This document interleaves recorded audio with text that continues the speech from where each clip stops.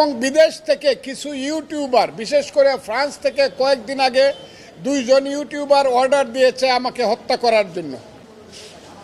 আপনারা আমাকে চেনেন, আমি ফজলুর রহমান। আমার বয়স এখন ৭৮ বছর। আমার জীবনের প্রথম পরিচয়, আমি একজন মুক্তিযোদ্ধা।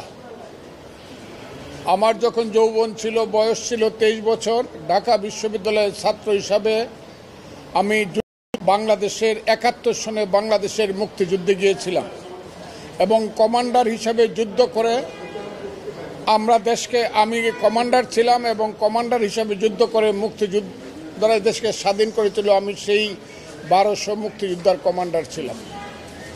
আজকে আমার জীবনের শেষ পর্যায়ে আমার দ্বিতীয় পরিচয়, আমি একটা রাজনৈতিক দল করি। সেই রাজনৈতিক দলের নাম হলো জাতীয়তাবাদী দল। আমি সেই দলের চেয়ারপারসনের উপদেষ্টা। আমার আরেকটা পরিচয়, আমার জীবন এবং জীবিকার পরিচয় হলো আমি বাংলাদেশের সিনিয়র অ্যাডভোকেট।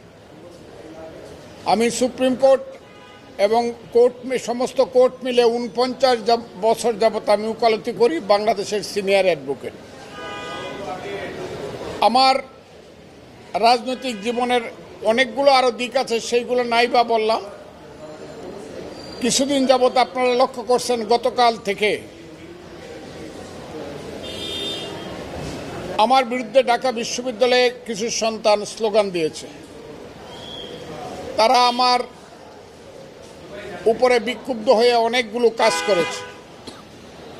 আমি তাদেরকে দোয়া করি, তাদেরকে আল্লাহ বাঁচিয়ে রাখুক এবং তাদেরকে আল্লাহ আরও উন্নত করুক।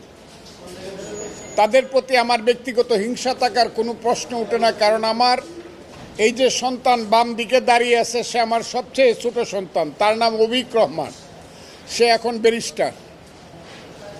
আমার স্ত্রী দাঁড়িয়ে আছেন আমার ডান দিকে, উনার বয়সও কিন্তু ৬৫ বছর যদিও, এবং উনিও সিনিয়র অ্যাডভোকেট লয়ার এখানে। গতকালকে আমি হঠাৎ করে বিকাল ৫টায় আমি জানতে পারলাম আমার নামে আমার দলের পক্ষ থেকে একটা শোকজ নোটিশ হয়েছে। কিন্তু নোটিশটা আমি মানুষের কাছে শুনলেও রাত্র ৯টায় নিজের হাতে পেলাম।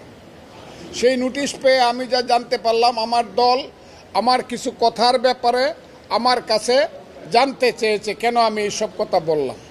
সেই উত্তর আমি নির্দিষ্ট সময়ে আমার দলকে দিব এবং আমার দল আমার ব্যাপারে সিদ্ধান্ত যা নিবে সেটা আমি মাথা পেতে মেনে নিব। এটা ভিন্ন ব্যাপার। কিন্তু আজকে সকালে ঘুম থেকে ওঠার সঙ্গে সঙ্গেই আমার বাসার সামনে, যে বাসায় আমি থাকি সেটার নাম হলো কনকর্ড, দুদকের সামনের যে 20 তলা বিল্ডিং, এই কনকর্ডে আমি থাকি। আমি শুনলাম স্লোগান হচ্ছে কয়েকটা।